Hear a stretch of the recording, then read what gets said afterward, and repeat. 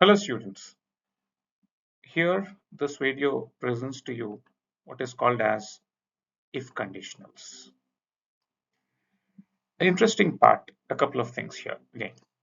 One, it is conditionals. Okay, whenever we want to put a conditional in place or a condition in place, we prefer to use the word if. Okay, it is a subordinating conjunction. Since I'm using a subordinating conjunction, I need to join at least two clauses. So if conditional sentences would exist with two clauses. Okay, point number one.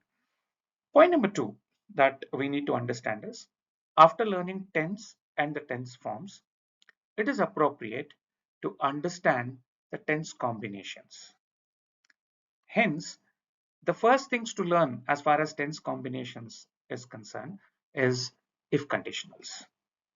Okay, people keep using the expressions like ifs and buts, conditional love, etc. etc. Yes, it goes with these expressions only as such. Okay, so let's see what best can happen in the learning process here.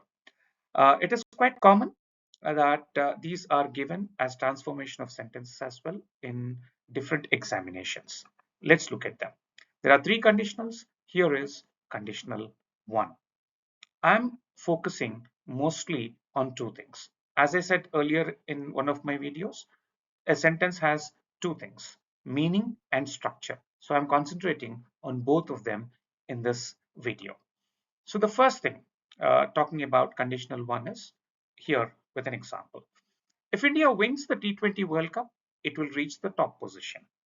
Now you can see the verbs underlined here. As you look at it in the if clause, since I said that it is a subordinating conjunction, right? The if clause, the first clause here, it's seen in the sentence, has simple present tense verb wins. And in the main clause, we have will reach, which is in simple future tense. Okay, now this is the structure part of it. Some students normally ask, sir, can we swap these two clauses? Is there any possibility? Well, you can swap the clauses, but you cannot interchange the tense forms from this clause to that clause. Okay, India will reach the top position if it wins the T20 World Cup is a way of writing the sentence. If conditional still exists there, there's no problem. Okay, but you cannot swap the tense forms there. We need to keep this in mind. Now, this is the structure. Then what is the kind of meaning that this sentence is conveying to us? Well, it is talking about a possibility. India can still win the T20 World Cup. So I'm talking about a possibility here. Okay, so conditional one is with this structure and with this meaning. Please understand this. As we move forward, conditional two. If you recall in the verbs part, I told you that it is the first verb that takes the tense. So if you see, taking it from the previous slide, past tense forms here. If India won the T20 World Cup, it would reach the top position. Well, wins changed to won, will reach is changed to would reach. So will is changed to would, but I haven't touched the verb reach here. Okay, so what is the structure part? If clause has got simple past tense won, and the main clause has got would reach.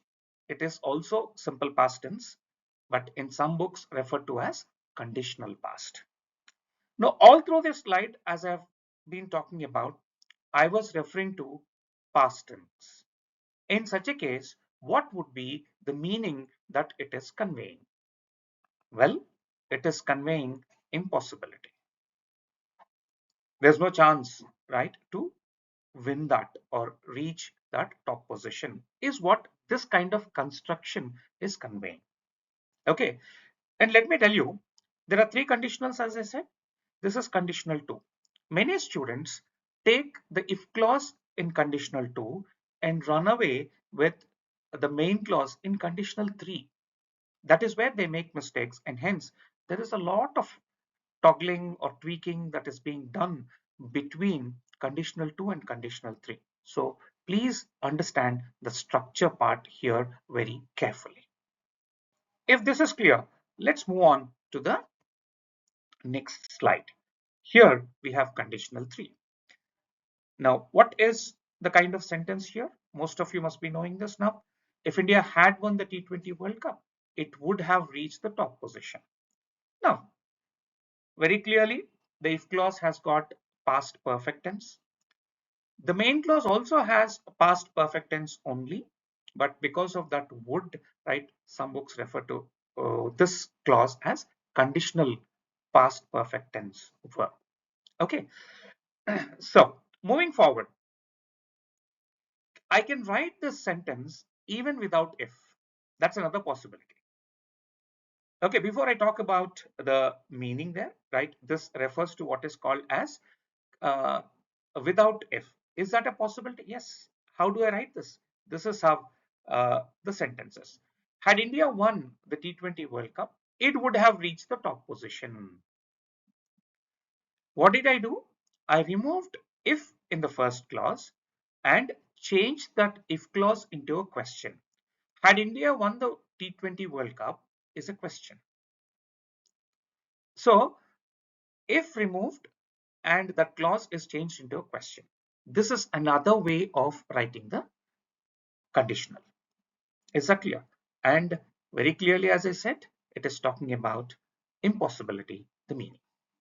Okay, so moving forward from here, 3 conditionals, very important for us. Please keep these in mind.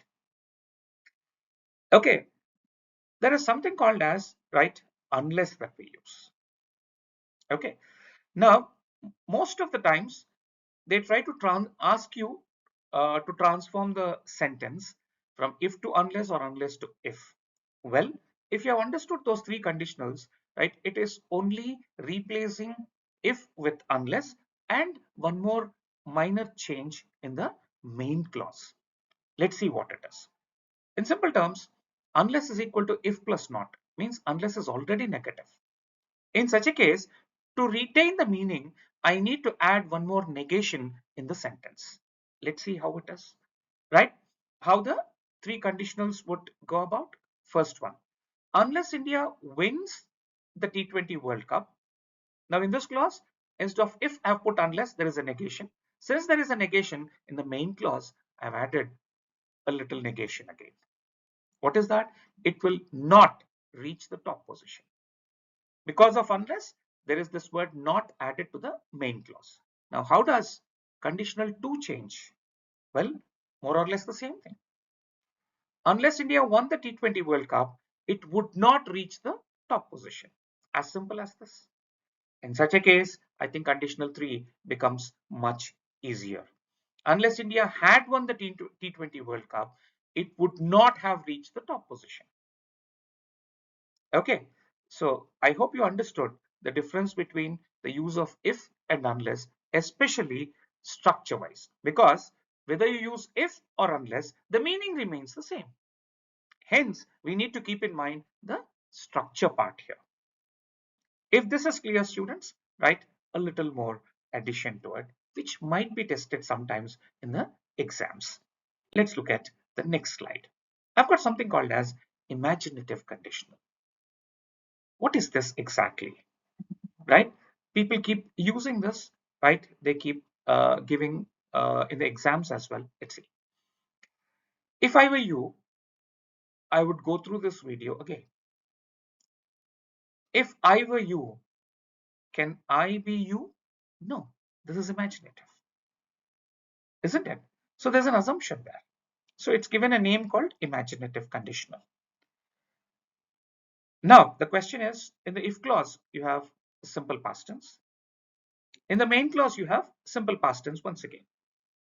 What are the verbs? Were and would go.